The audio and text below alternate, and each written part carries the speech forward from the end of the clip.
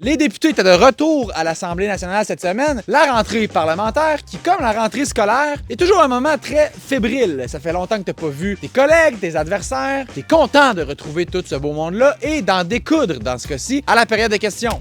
Surtout qu'elle se fait dans un contexte particulier, cette rentrée-là. D'abord, c'est la dernière avant les prochaines élections. Puis, t'as une course à la chefferie à la CAQ, deuxième course à la chefferie en quelques mois au Parti libéral du Québec. Mais surtout, c'était le retour des députés indépendants. Ceux qui ont quitté leur parti ou qui se sont fait quitter par leur parti et qui se retrouvent pour la première fois tous ensemble dans le poulailler. Le petit nom qu'on donne à la section vraiment au fond du Salon Rouge. Ce qui a fait dire à Vincent Marissal... Vous avez une bonne vue, Madame la Présidente.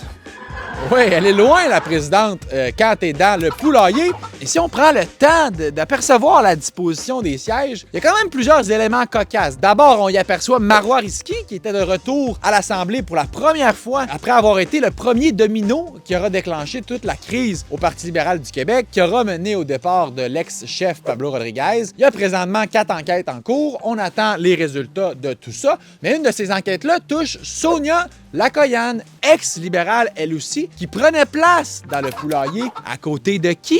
À côté de celle qui est à la source de l'enquête qui fait en sorte qu'elle s'est retrouvée dans le poulailler, Marois Risky. Malaise tellement qu'on a remarqué au courant de la semaine que Mme Risky a demandé à ce qu'on la change de place. Et qui d'autre aperçoit-on dans le poulailler? Lionel Carman, ancien ministre des Services sociaux, qui avait quitté parce qu'il trouvait que la loi pour changer la rémunération des médecins, la fameuse loi 2, allait trop loin, à quelques mètres seulement du plus récent membre du club des députés indépendants, Christian Dubé, ancien ministre de la Santé, qui lui a quitté la CAQ parce qu'il trouvait que la loi, elle allait pas assez loin. Deuxième malaise. Et là, justement, dans leur ancienne formation politique, la CAQ, t'as une course à la chefferie entre Bernard Drainville et Christine Fréchette pour décider qui remplacera François Legault comme chef et premier ministre. Et c'est ça aussi qui est très, très particulier. Parce que là, pour convaincre les membres de la CAQ de voter pour eux, les deux candidats à la chefferie prennent des positions. Ils disent, moi, je vais faire telle affaire de différence si jamais je suis élu. Mais là, pendant ce temps-là, le reste du gouvernement, M. Legault, les autres ministres, ils continuent de répondre aux questions puis de défendre leur dossier. Quand les adversaires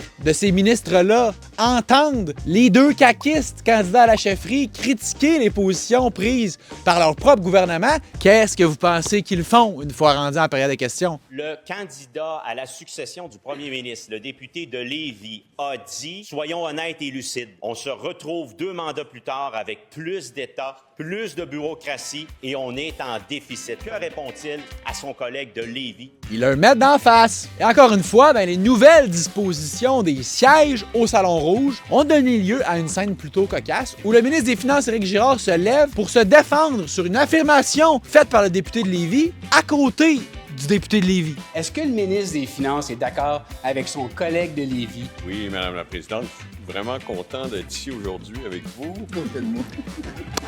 Rendu là, je pense qu'il vaut mieux effectivement en rire. Mais je me rappelle pas des mémoires d'hommes d'avoir vu une situation aussi weird que ça où t'as une course à la chefferie et les arguments des uns et des autres sont utilisés pour critiquer leur propre gouvernement desquels ils étaient membres il y a quelques semaines à peine. Bref, tout est en place pour toute une session parlementaire avec le gouvernement qui veut continuer d'avancer plusieurs projets de loi majeurs et très contestés comme le projet de loi sur la gouvernance des syndicats, sur la Constitution du Québec et le projet de loi sur la laïcité qui sont des projets de loi qui font beaucoup réagir. Les plaques tectoniques de la politique québécoise sont bien en mouvement. On va suivre ça de près.